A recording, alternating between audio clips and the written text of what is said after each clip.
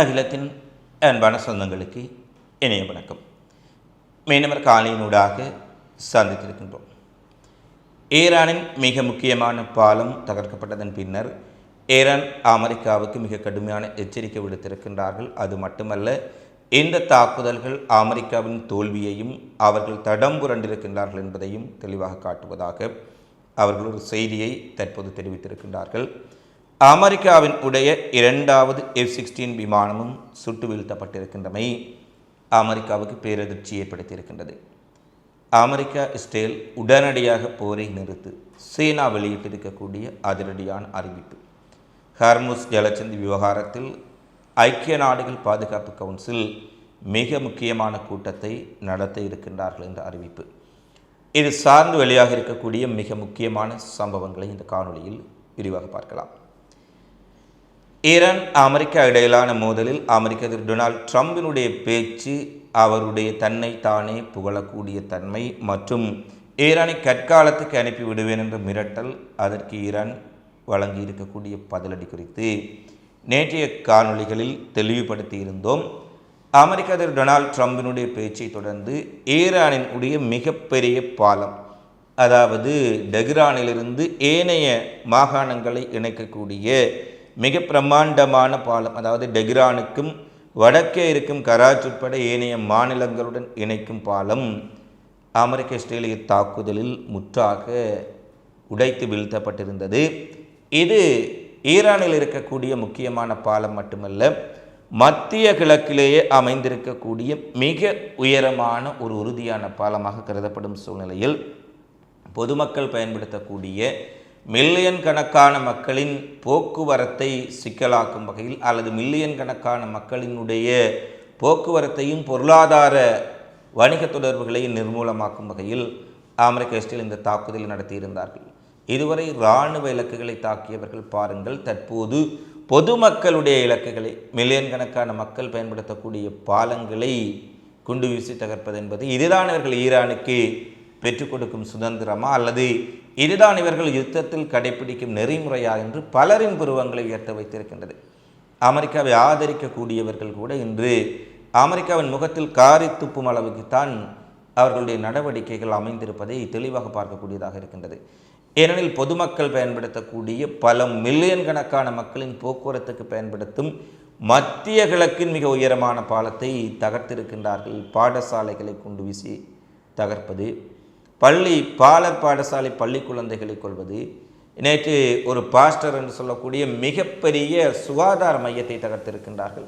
1930 முதல் இயங்கி வரக்கூடிய இந்த சுகாதார நிலையம் தடுப்பூசிகளை உற்பத்தி செய்வது, மருத்துவ ஆராய்ச்சிகளை மேற்கொள்வது, மிக கடுமையான கேன்சர் போன்ற நோய்களுக்கான மருந்தை தயாரிக்கும் ஆராய்ச்சி நிலையத்தை தாக்கி அளித்திருக்கின்றார்கள். எவ்வளவு ஒரு தரக்குறைவான நடவடிக்கைகளை இஸ்ரேலும் அமெரிக்காவும் ஆரம்பித்திருக்கின்றார்கள் என்பதை இதிலிருந்து பார்க்கலாம். அப்பாஸ் அரக்ஷி அதை தெளிவாக குறிப்பிடுகின்றார். எங்களுடைய கடுமையான உட்கட்டுமானங்களை மிக கடுமையாக தாக்கி அளிப்பதெல்லாம் இவர்கள் இந்த போரில் எவ்வளவு தோல்வி அடைந்திருக்கின்றார்கள், தங்கள் தோல்வியை மறைப்பதற்காக பொதுமக்களினுடைய உட்கட்டுமானங்களை இலக்கு வைத்து தாக்குதலை தொடங்கி இருக்கின்றார்கள் என்பதே சாட்சி. இவர்கள் நிலை குலைந்து போயிருக்கின்றார்கள், நெறி பிறழ்ந்து போயிருக்கின்றார்கள். அதாவது ஒரு பழமொழி சொல்வார்கள், பைத்தியக்காரன் என்ன செய்வான் என்று தெரியாது என்று. உண்மையில் அமெரிக்காவினுடைய இராணுவமும் அமெரிக்காவினுடைய தலைமை ட்ரம்பும் கெக்சாத் போன்றவர்களும் பைத்தியம் பிடித்தவர்கள் போல ஆகிவிட்டார்கள். கண்ணில் காணக்கூடிய ஈரானினுடைய உட்கட்டுமானங்களை எல்லாம் அளிக்க தொடங்கி இருக்கின்றார்கள். ஈரான் வெளியுறவுத்துறை அமைச்சர் அப்பாஸ் அரக்ஷி குறிப்பிடுகின்றார், இழந்து போன உடைக்கப்பட்ட பாலங்களை நாங்கள் கட்டியமைத்து விடுவோம், இந்த பாலங்களை மீண்டும் உருவாக்குவோம். ஆனால் அமெரிக்கா செய்யக்கூடிய செயல் இந்த உலக வரலாற்றில் எப்போதும் மாற்ற முடியாதது. அவர்கள் யார் என்பதை உலகத்துக்கு வெளிப்படுத்தி கொண்டிருக்கின்றார்கள். இது போன்ற தாக்குதல்கள் ஈரானை ஒருபோதும் சரணடைய செய்யாது. இன்னும் வேகமாக மக்கள் இந்த ஆக்கிரமிப்பாளர்களுக்கு எதிராக எழுந்து நிற்பார்கள் என்ற ஒரு விடயத்தை அப்பாஸ் அரக்ஷி தெளிவுபட கூறியிருக்கின்றார். இந்த பாலம் தகர்ப்பு விவகாரம் அமெரிக்காவை ஆதரிக்கக்கூடிய ஊடகங்களில் கூட ட்ரம்பினுடைய நிலைப்பாடுகள் இன்று மிகப்பெரிய விமர்சனத்துக்குள்ளாகி இருக்கின்றது. எனவே பொதுமக்கள் உட்கட்டுமானங்களை தாக்கி இருப்பதனூடாக ஈரானையும் அவ்வாறான தாக்குதலை நடத்தும் ஒரு தூண்டுதலை இவர்கள் செய்கின்றார்களே தவிர வேறு எதுவும் கிடையாது என்பதை பார்க்கக்கூடியதாக இருக்கின்றது. எனவே இவ்வாறான தான் தோன்றித்தனமான தாக்குதல்கள், பொதுமக்கள் கட்டுமானங்கள் மீதான தாக்குதல்கள், பொதுமக்களுடைய அடுக்குமாடி குடியிருப்புகளை தாக்கி டெஹ்ரானில் பொதுமக்களை உயிரிழக்க செய்வது அதிகரித்திருக்கும் சூழ்நிலையில் அமெரிக்க இராணுவத்தின் தளபதிகளுக்கிடையே இது தொடர்பில் கருத்து முரண்பாடு ஏற்பட்டிருக்கின்றது. ஏனெனில் அமெரிக்க இராணுவத்திற்குள் இருந்தாலும் கூட அதிலும் ஒரு மனசாட்சி உள்ளவர்கள் ஒரு சிலர் இருக்க செய்வார்கள். அவர்கள் இவ்வாறான உட்கட்டுமானங்களை தாக்கும் முடிவுகளுக்கும் பொதுமக்களை குறிவைத்து ஈரான் மக்கள் மீது உயிரிழப்பை ஏற்படுத்தும் விவகாரங்களுக்கு உத்தரவு வழங்குவதற்கு பலர் மறுத்திருப்பதான செய்திகள் வெளியாக இருக்கின்றன.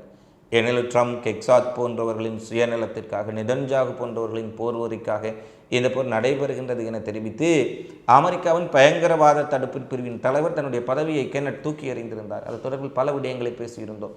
அதுபோல அமெரிக்காவுக்குள்ளே இருக்கக்கூடிய ஒரு சில மனசாட்சியுடைய தளபதிகளுக்கு கூட இவர்களுடைய போரின் போக்கு மாற்றம் அடைவதும், இது அணுவாயுதங்களை கட்டுப்படுத்துவது என்பதற்கு அப்பால் ஈரானை முற்றாக சிதைப்பதற்கு அல்லது ஈரான் என்ற தேசத்தை அழிப்பதற்கான யுத்தம், ஈரான் மக்களை அழிப்பதற்கான யுத்தம் என்பதை புரிந்து கொள்ள ஆரம்பித்திருக்கின்றார்கள். என்னவோ அவர்கள் சில தாக்குதல்களுக்கு உத்தரவு கொடுக்க மறுத்துவிட்டார்கள்.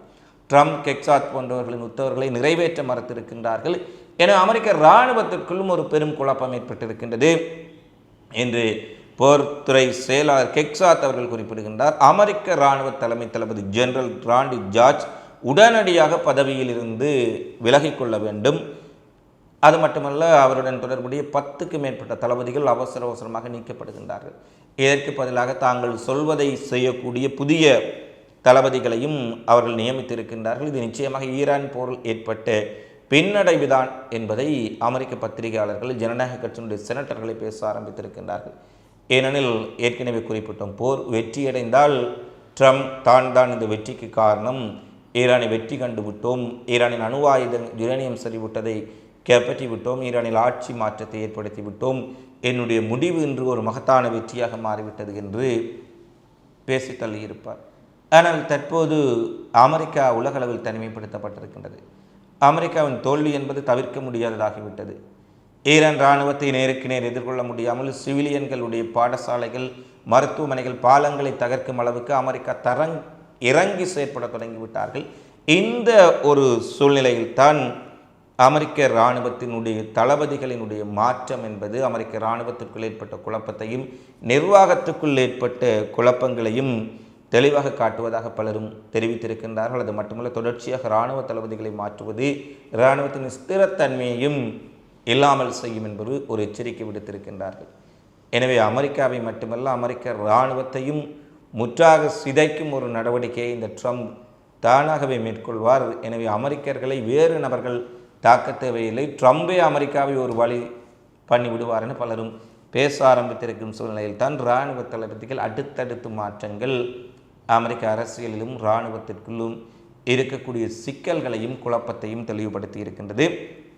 எனவே ட்ரம்ப் வெற்றி பெற்றால் தான் அதற்கு பொறுப்பேற்றுக் கொண்டிருப்பார். தற்போது தோல்வி முகத்தில் இருப்பதால் இதற்கு பாதுகாப்புத்துறை செயலாளர் கெக்சாத் தான் காரணம், மார்க்கோ ரூபியோ தான் காரணம், தன்னை இந்த போருக்குள் இழுத்துவிட்ட நெதன்யாகு தான் காரணம் என ஏதாவது ஒன்றை சாட்டி விடுவார். ஆனால் தற்போது அவர்களுக்குள்ளே ட்ரம்ப் அவர்களை கைகாட்டும் பொழுது அவர்கள் இராணுவத்தை கைகாட்டுகின்றார்கள். இந்த இராணுவ தளபதி தான் பின்னடைவுக்கு காரணம், அவரை நீக்குவோம் என்று பழியை யாருடைய தலையிலாவது சுமத்தி விட வேண்டக்கூடிய ஒரு நிலைப்பாடுகளைத்தான் தற்பொழுது அவர்கள் போட்டி போட்டுக்கொண்டு கைகாட்ட தொடங்கி இருக்கின்றார்கள். இந்த தோல்விகளுக்கு யார் காரணம் என்பதை பார்க்கக்கூடியதாக இருக்கின்றது. அடுத்து, ஹர்முஸ் ஜலச்சந்தியை மீண்டும் திறப்பதற்காக ஐக்கிய நாடுகள் பாதுகாப்பு கவுன்சிலுக்கு ஒரு தீர்மானம் கொடுக்கப்பட்டிருக்கின்றது. அதாவது ஜோர்டான் முன்வைத்த இந்த தீர்மானம் பஹ்ரைன் அனுசரணையுடன் ஈரானுக்கு எதிராக இராணுவ பலத்தை பயன்படுத்துவதற்கு அனுமதி கோரப்பட்டிருந்தது. பாருங்கள், அமெரிக்க படைகளே ஹர்முஸ் ஜலச்சந்தியை ஈரான் படைகளிடமிருந்து கைப்பற்ற முடியாது, நீங்கள் பார்த்து கொள்ளுங்கள் என்று பின்வாங்கிவிட்டார்கள். மிகப்பெரிய இராணுவ பலம் கொண்ட நாடுகள் கூட, பிரான்ஸ், ஜெர்மனி, பிரிட்டன் போன்ற நாடுகள் கூட ஈரானுடன் மோதி இந்த சிக்கலை தீர்க்க முடியாது, எனவே பேச்சுவார்த்தை மூலம் மட்டுமே ஹர்முஸ் ஜலச்சந்தியை தீர்க்க முடியும் என அறுதியாக கூறும் பொழுது, இந்த ஜோர்டான், பஹ்ரைன், எமிரேட்ஸ் போன்ற நாடுகள், ஒரு பழமொழி சொல்லுவார்கள், ஒரு மிகப்பெரிய மன்னரே எளிமையாக இருக்கின்ற பொழுது இங்கிருக்கும் எடுபிடிகள் எவ்வளவு ஆட்டம் போடுகின்றார்கள் என்பதைப் போல மிகப்பெரிய நாடுகள் எல்லாம் இந்த சிக்கலை ஈரானுடன் பேசி ராஜதந்திர ரீதியில் தீர்க்கலாம் எனும் பொழுது பஹ்ரைன், ஜோர்டான், குவைத், எமிரேட்ஸ் போன்ற நாடுகள் இராணுவ பலத்தை பயன்படுத்துவதற்கு நாடுகளுடைய ஆதரவை திரட்டுவதற்காக ஐநா பாதுகாப்பு கவுன்சிலில் ஒரு தீர்மானத்தை கொண்டு வந்திருக்கிறார்கள். ஆனால் இந்த தீர்மானத்திற்கு எதிராக சீனா, ரஷ்யா ஆகிய நாடுகள் முழுமையாக எதிர்த்திருக்கின்றார்கள். இதில் ஒரு சிறிய திருப்பம். சீனா, ரஷ்யா எப்போதும் ஈரானுக்கு ஆதரவாக இருப்பார்கள், அது தெரிந்த விடயம். அமெரிக்கா ஆதரவு நட்பு நாடுகள் கொண்டு வரும் தீர்மானங்களை எப்போதும் அவர்கள் எதிர்த்து ஈரானுக்கு ஆதரவாக வீட்டோ செய்வார்கள். இம்முறை பிரான்சும் இந்த நடவடிக்கைக்கு எதிராக சீனா, ரஷ்யாவுடன் இணைந்திருக்கின்றார்கள் என்பதுதான் ஒரு புதிய திருப்பம். பிரான்ஸ் ஐநாவினுடைய பிரதிநிதி குறிப்பிடுகின்றார், இதில் இராணுவ நடவடிக்கை என்ற சொற்பதம் பொருத்தம் அற்றது. அவ்வாறு இராணுவ நடவடிக்கை மூலம் நாங்கள் இந்த பிரச்சனையை தீர்க்க முற்பட்டால் ஈரானின் ஏவுகணை வலிமை இன்று உலகில் எந்த நாடுகளிலும் இல்லாத அளவுக்கு ஏவுகணை வலிமைகளையும் களஞ்சியத்தையும் அவர்கள் கொண்டிருக்கின்றார்கள். எனவே இது முழு அளவிலான போருக்கு வழிவகுப்பது மட்டுமல்ல, கர்முஸ் ஜலச்சந்தி இரத்த களரியாக்கி அது ஒருபோதும் திறக்க முடியாத ஒரு சிக்கலை ஏற்படுத்திவிடும் எனவும், எனவே இந்த தீர்மானத்தில் இருக்கக்கூடிய இராணுவ நடவடிக்கை என்ற சரத்தை நீக்கிவிட்டு வேண்டுமென்றால் இந்த தீர்மானத்தை கொண்டு வாருங்கள் என்று பிரான்ஸ் குறிப்பிட்டிருக்கின்றார்கள். எனவே பிரான்ஸ் முற்று முழுதாக அமெரிக்காவுக்கும் அமெரிக்க ஆதரவாளர்களுக்கும் எதிராக திரும்பி இருக்கின்றார்கள் என்பதை பார்க்கக்கூடியதாக இருக்கின்றது. இந்த தீர்மானம் இன்னும் சில மணி நேரங்களில் ஐநா பாதுகாப்பு கவுன்சிலில் வாக்கெடுப்புக்கு விடப்பட்டால் ரஷ்யா அல்லது சீனா இந்த தீர்மானத்தை தங்களுடைய வீட்டோ அதிகாரத்தினூடாக நீர்த்து போக செய்யலாம் என்ற செய்திகளும் தற்போது வெளியாக இருக்கின்றன. எனவே இந்த ஜோர்டான், பஹ்ரைன், எமிரேட்ஸ் போன்ற நாடுகளும் சில ஐரோப்பிய நாடுகளும் ஒன்றிணைந்து கொண்டுவரப்பட்ட தீர்மானம் சீனா, ரஷ்யாவினுடைய வீட்டோ அதிகாரத்தினூடாக தோற்கடிக்கப்படும் என்ற செய்தியும் தற்போது வெளியாக இருக்கின்றன. சீனா, ரஷ்யா எப்போதும் ஈரானுக்கு ஆதரவாக இருந்தாலும் கூட பிரான்சினுடைய இந்த திடீர் மாற்றம் சர்வதேச அரசியலில் தற்போது மிகப்பெரிய ஒரு திருப்பமாக பார்க்கப்படுகின்றது. ஏனெனில் இதுவரை ஈரானுக்கு எதிராக கொண்டு வந்த அனைத்து தீர்மானங்களையும் ஆதரித்திருக்கும் பிரான்ஸ் முதல் தடவையாக ஈரான் மீது இராணுவ நடவடிக்கை எடுக்க முடியாது, ஹோர்முஸ் ஜலசந்தியில் இந்த இராணுவ நடவடிக்கை என்பதை நாங்கள் ஏற்றுக்கொள்ள முடியாது என்று ஈரானை ஆதரித்திருக்கின்றார்கள். இது நிச்சயமாக ஒரு பாரிய அளவிலான மாற்றம் நேட்டோ நாடுகளுக்கிடையிலும் ஏற்பட்டிருப்பதை பார்க்கக்கூடியதாக இருக்கின்றது. அடுத்து, ஹார்முஸ் ஜலசந்தி குழப்பத்திற்கு அமெரிக்காவும் இஸ்ரேலும் தான் காரணம் எனவும் இதற்கு ஈரான் காரணம் அல்ல என்று சீனா ஒரு பரபரப்பான குற்றச்சாட்டை முன்வைத்திருக்கின்றார்கள். இஸ்ரேல், அமெரிக்கா இந்த போரை தூண்டுவதற்கு முன்பு ஹார்முஸ் ஜலசந்தி திறந்திருந்தது. யாருக்கும் எந்த கட்டணங்களும் அறவிடப்படவில்லை. கப்பல் போக்குவரத்து என்பது சுமூகமாக எந்த விதமான அச்சுறுத்தல்களும் இல்லாமல் நடைபெற்றது. ஆனால் ஈரானுக்கு எதிரான சட்டவிரோதமான இம்முறை சீனா இந்த வார்த்தை பிரயோகங்களில் அவர்கள் அதிகரிப்பை தெளிவாக பார்க்கக்கூடியதாக இருக்கின்றது. ஈரானுக்கு எதிரான இஸ்ரேல், அமெரிக்காவின் சட்டவிரோதமான போரின் காரணமாகவே, இராணுவ நடவடிக்கைகளின் காரணமாகவே இன்று ஹார்முஸ் ஜலசந்தி மிகப்பெரிய ஒரு சிக்கலான நிலையை சந்தித்திருக்கின்றது என்ற விடயத்தையும் அவர்கள் தெளிவுபடுத்தி இருக்கின்றார்கள். For disruptions to the passage through the Strait of Hormuz is the illegal US-Israeli military operations against Iran. Ceasefire as well as peace and stability in the Gulf region are the fundamental prerequisites to keep the international shipping routes safe and unimpeded. Parties need to work together to promote de-escalation and prevent regional turmoil from having a greater impact on global economy and energy security. எனவே சீனாவின் உடைய வாதம் தெளிவாக தற்பொழுது உலகத்துக்கு ஒரு செய்தியை கூறுகின்றது. ஹார்முஸ் ஜலசந்தியில் கப்பல்களை தடுப்பதனூடாக ஈரான் உலக பொருளாதாரத்திற்கு மிகப்பெரிய சிக்கலை ஏற்படுத்தி இருப்பதாக டொனால்ட் ட்ரம்ப் தன்னுடைய உரையில் நேற்று முன்தினம் தெரிவித்திருந்தார். ஆனால் தற்போது சீனா குறிப்பிட்டிருப்பதனூடாக இந்த சிக்கல்களுக்கெல்லாம் காரணம் இஸ்ரேல், இரண்டாவது அமெரிக்கா, வேறு யாரும் கிடையாது என்ற செய்தியையும் சீனா அழுத்தம் திருத்தமாக தற்போது முன்வைத்திருப்பதை பார்க்கக்கூடியதாக இருக்கின்றது. சர்வதேச ரீதியாக பெரும் பதற்றத்தை ஏற்படுத்தியிருக்கும் இந்த ஹார்முஸ் ஜலசந்தி விவகாரத்தில் ஈரான் இன்று ஒரு முக்கியமான முடிவை அறிவித்திருக்கின்றார்கள். தென்னாப்பிரிக்காவினுடைய கப்பல்கள் எவ்வித தடையுமின்றி ஜலசந்தியூடாக பயணிப்பதற்கு ஈரான் அனுமதி வழங்கியிருக்கின்றார்கள். ஐநா பாதுகாப்பு சபையில் ஈரானுக்கு எதிரான இராணுவ நடவடிக்கை மசோதாவை தடுப்பதில் பிரிக்ஸ் நாடுகள் காட்டி வரும் ஒத்துழைப்பு மற்றும் தென்னாப்பிரிக்காவின் நடுநிலையான வெளியுறவுக் கொள்கை ஆகியவற்றை தொடர்ந்து தென்னாப்பிரிக்க கப்பல்கள் இந்த ஜலசந்தியினூடாக செல்ல முடியும் என்ற ஒரு விடயத்தையும் ஈரான் தெளிவுபடுத்தி இருக்கின்றார்கள். எனவே ஈரானும் ராயதந்திர ரீதியில் காய்களை கச்சிதமாக நகர்த்த தொடங்கி இருக்கின்றார்கள் என்பதை தெளிவாக பார்க்கக்கூடியதாக இருக்கின்றது. ஈரானினுடைய ராயதந்திர நடவடிக்கைகள் அமெரிக்காவுக்கு உலகரங்கில் மிக பெரும் பின்னடைவை ஏற்படுத்தி இருக்கும் சூழ்நிலையில் மேலும் யுத்த காலத்திலும் ஒரு பாரிய பின்னடைவை IRGC ஏற்படுத்தி இருக்கின்றார்கள்.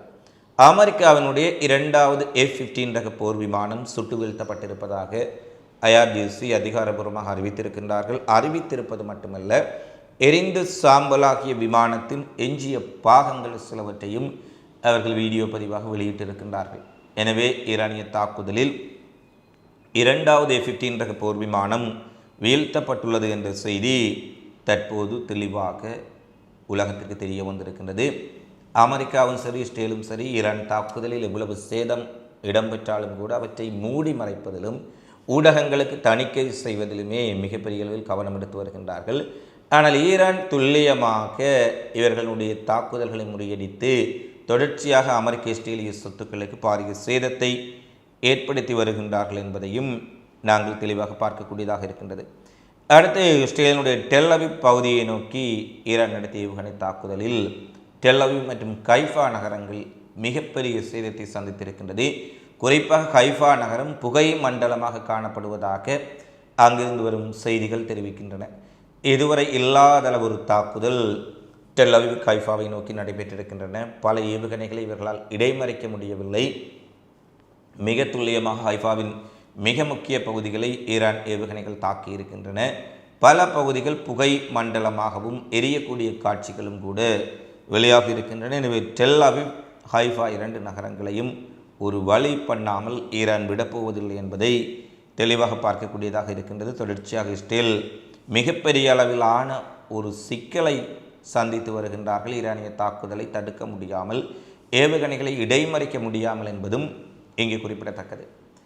அடுத்து பிரிட்டனில் இருக்கக்கூடிய மிக முக்கியமான ஒரு பத்திரிகை, இன்று இராணுவம் சார்ந்து செய்திகளை வெளியிடக்கூடிய ஒரு பத்திரிகை ஒரு செய்தி வெளியிட்டிருக்கின்றார்கள். அமெரிக்காவின் பிளாக்மெயில் மற்றும் மீடியாவார் ஊடகங்களில் அச்சுறுத்துவது, நாங்கள் வெற்றி பெற்று விட்டோம், ஈரான் கடற்படை அழித்து விட்டோம், விமானப்படை அழித்து விட்டோம், அதை அழித்து விட்டோம், இதை அழித்து விட்டோம், ஈரானின் கதை முடிந்து விட்டது, நாங்கள் வெற்றி பெற்று விட்டோம் என்று ட்ரம்ப் உளறிக்கொண்டே இருக்கின்றார். இந்த உளறல்கள், அதாவது அமெரிக்காவுடைய மீடியாவார் தினமும் ட்விட்டரில் ஊடகங்களில் ஊடகவியலாளர்களை கண்டால் ஏதாவது ஒன்றை பேசிக்கொண்டிருப்பது, உன்னுடைய வாயை நீ பாட்டுக்கு பேசு என்பதைப் போல ஏதாவது ஒன்றை பேசிக்கொண்டே இருக்கின்றார். ஆனால் இந்த மீடியாவாரும் பிளாக்மெயில், நாங்கள் அதை தகர்த்து விடுவோம், இதை தகர்த்து விடுவோம், உங்களை கற்காலத்துக்கு அனுப்பி விடுவோம், உங்களை இதுவரை இல்லாத அளவு தாக்கப் போகின்றோம் என்ற அமெரிக்காவினுடைய பிளாக்மெயில்களும் ஈரானிடம் எடுபடவில்லை என்றும், ட்ரம்பினுடைய உளறல்களுக்கு சந்தை மட்டுமே பயந்து மீண்டும் மீண்டும் விழுந்து விழுந்து எழுந்திருக்கின்றது. அவர்கள் சந்தை என்று சொல்வது கச்சா எண்ணெயினுடைய விலை, பங்கு சந்தை, தங்கத்தினுடைய விலை, உலக பொருளாதார நடவடிக்கைகள் ஏறி இறங்கி கொண்டிருக்கின்றன. ட்ரம்ப் மிரட்டினால் அடுத்த நாள் கச்சா எண்ணெயின் விலை உயர்ந்துவிடும். பின்னர் ட்ரம்ப் சமாதானம் ஏற்பட போகின்றது என்று சொன்னால் கச்சா எண்ணெயின் விலை குறைந்துவிடும். பங்கு சந்தைகளின் நிலையும் ஏறக்குறைய இதே போல தான். அது ஐரோப்பிய, ஆசிய, அமெரிக்க பங்கு சந்தைகள் அனைத்து நிலையும் இவ்வாறு தான் இருக்கின்றது. இந்த பங்கு சந்தைகளும் ஏனைய நிலவரங்களும் வேண்டுமென்றால் ஏறி இறங்கலாம். ஈரானை இந்த நடவடிக்கை எடுபடவில்லை. அதாவது இவர்களுடைய இந்த மீடியாவாரும் மிரட்டல் பாணியும் ஈரானிடம் எடுபடவில்லை. இது அமெரிக்காவுக்கு மிகப்பெரிய பின்னடைவு. உலகரங்கில் அமெரிக்காவை நிர்மூலமாக்கி இருக்கின்றது ஈரான், இராணுவ ரீதியிலும் இராயதந்திர ரீதியிலும் என்ற ஒரு செய்தியை பிரிட்டனில் இருக்கக்கூடிய பத்திரிகை வெளியிட்டுள்ளமையும் இங்கே பெரும் பரபரப்பை ஏற்படுத்தியிருக்கின்றன. எனவே அமெரிக்காவுக்கு எதிராக ஒவ்வொரு நாடுகளாக தற்போது கருத்துக்களை கூற ஆரம்பித்திருப்பது மட்டுமல்ல, செயற்பட ஆரம்பித்திருக்கின்றார்கள் என்பதையும் இந்த நடவடிக்கைகள் தெளிவாக காட்டுகின்றன. ஏற்கனவே பிரான்ஸ் ஐநா பாதுகாப்பு கவுன்சிலில் ஈரானுக்கு ஆதரவான தீர்மானத்தை தெரிவித்திருக்கும் சூழ்நிலையில் பிரிட்டன் பத்திரிகையின் செய்திகள் இவ்வாறு வெளியாக இருக்கின்றன. அடுத்து, யுத்தத்தை உடனே நிறுத்துங்கள், சீனா அவசரமாக இஸ்ரேல் அமெரிக்காவுக்கு ஒரு எச்சரிக்கையை விடுத்திருக்கின்றார்கள். இராணுவத்தால் எதையுமே தீர்க்க முடியாது, உடனடி போர் நிறுத்தம் ஏற்படுவதொன்று உலக சந்தைகளை நிலைப்படுத்தும். இந்த போர் தொடர்ந்தால் 2 தரப்புக்கும் அது பாரிய நஷ்டத்தை ஏற்படுத்தும். எனவே சம்பந்தப்பட்ட நாடுகள் உடனடியாக போரை நிறுத்த வேண்டும் என சீனா ஒரு மிக கடுமையான கோரிக்கை இஸ்ரேல் அமெரிக்காவுக்கு விடுக்கப்பட்டிருக்கின்றது. சட்டவிரோத இராணுவ நடவடிக்கைகள் எப்போதும் குழப்பங்களையும் பதற்றத்தையுமே ஏற்படுத்தும். இது பிராந்தியத்தையும் உலகத்தையும் அமைதிப்படுத்தாதென ட்ரம்புக்கு ஒரு நேரடியான எச்சரிக்கையை சீனா விடுத்திருக்கின்றார்கள். உலக பொருளாதாரத்திற்கு உங்கள் நடவடிக்கைகள் பெரும் ஆபத்தை ஏற்படுத்துகின்றன. எரிசக்தி பாதுகாப்பு மற்றும் உலக பொருளாதாரம் அடியோடு சீர்குலைவதை தவிர்க்க வேண்டுமாக இருந்தால் யுத்தம் உடனடியாக நிறுத்தப்பட வேண்டும். அல்லாவிட்டால் அதன் விளைவுகள் மிக மிக மோசமாக இருக்கும் என்று சீனா இஸ்ரேல் அமெரிக்காவுக்கு மீண்டும் ஒரு கடுமையான எச்சரிக்கையை தற்போது விடுத்திருக்கின்றார்கள். இறுதியாக ஏற்கனவே ஈரான் வெனிசுலா மீது மிக பெரும் தாக்குதலை தொடுத்திருக்கும் ட்ரம்ப் கியூபாவையும் தான் கைப்பற்றப் போகின்றேன், கியூபாவை எமது ஆட்சியின் கீழ் கொண்டு வரப்போகின்றோம் என தொடர்ச்சியாக மிரட்டல் விடுத்து வருகின்றார். இவர் பதவியேற்றதிலிருந்தே 7.5 சனி உலகத்துக்கு பிடித்து விட்டது போல தொடர்ச்சியாக ஏதாவது சிக்கல்களையும் பிரச்சனைகளையும் ஏற்படுத்தி கொண்டே இருக்கின்றார். எனவே கியூபா மீதான ட்ரம்பினுடைய மிரட்டல்கள் பொருளாதார தடைகளுக்கு எதிராக அந்த நாட்டு மக்கள் ஒற்றுமையை வெளிப்படுத்தும் விதமாக கியூபாவினுடைய தலைநகரில் ஏகாதிபத்திய எதிர்ப்பு பேரணியில் ஆயிரக்கணக்கான கியூப மக்கள் மிதிவண்டிகள், ஸ்கூட்டர்கள் மற்றும் மின்சார பைக்குகளில் பங்கேற்றிருக்கின்றார்கள். இளம் கம்யூனிஸ்டுகளின் ஒன்றியம் அதன் ஸ்தாபகத்தின் 64வது ஆண்டு நிறைவை கொண்டாடும் வகையில் இந்த போராட்டம் இடம்பெற்றிருக்கின்றது. ஏற்கனவே கியூபாவில் தன்னுடைய பொருளாதார தடைகளை ஏற்படுத்தி அங்கு பெட்ரோல், டீசல், கச்சா எண்ணெய் செல்வதை ஏற்கனவே வெனிசுலாவிலிருந்து சென்று கொண்டிருந்ததை அமெரிக்கா தடுத்து விட்டார்கள். தடுத்து அந்த மக்களை மிகப்பெரிய இருளிலும் வறுமையிலும் மூழ்கடிக்க ட்ரம்ப் முயற்சிகளை மேற்கொண்டிருக்கின்றார். ஆனால் அமெரிக்காவின் முற்றுகையை எதிர்த்து பல டன் கச்சா எண்ணெயுடன் 3 தினங்களுக்கு முன்பாக ரஷ்யாவினுடைய கப்பல் சென்றடைந்தது. அதனைத் தொடர்ந்து மிகப்பெரிய அளவிலான உணவுப் பொருட்கள், கோதுமை மாவுள்ள உணவுப் பொருட்கள் அடங்கிய சீனாவின் உதவி திட்டமும் நேற்று சென்றடைந்திருக்கும் சூழ்நிலையில் கியூபாவில் இன்று அமெரிக்காவின் எதேச்சதிகார போக்குக்கு எதிராக மிகப்பெரிய அளவிலான பேரணி நடைபெற்றுள்ளமை குறிப்பிடத்தக்கது. அடுத்து வரும் நாட்களிலும் கியூபாவின் மின்சார தடை, எரிபொருள் பற்றாக்குறையை முற்றாக நிவர்த்தி செய்யும் வகையில் அடுத்த வாரத்தில் மிக பிரமாண்டமான கச்சா எண்ணெய் கப்பலை கியூபாவுக்கு தாங்கள் அனுப்பப் போவதாக ரஷ்ய அதிபர் புடின் அறிவித்துள்ளமையும் இங்கே குறிப்பிடத்தக்கது. இவைதான் தற்போது வரை வெளியான மிக முக்கியமான செய்திகளாக, நிகழ்வுகளாக பதிவாக இருக்கின்றன. தொடர்ச்சியாக உலகெங்கில் நடைபெறும் செய்திகளை உடனுக்குடன் தெரிந்து கொள்ள அகலத்தை சப்ஸ்கிரைப் செய்து கொள்ளுங்கள். இந்த காணொளி பற்றி தொடர்பிலான உங்களது மதிப்பான கருத்துக்களை தவறாமல் கமெண்ட்ஸில் பதிவிடுங்கள். மீண்டும் அடுத்த காணொளியில் சந்திப்போம். நன்றி, வணக்கம்.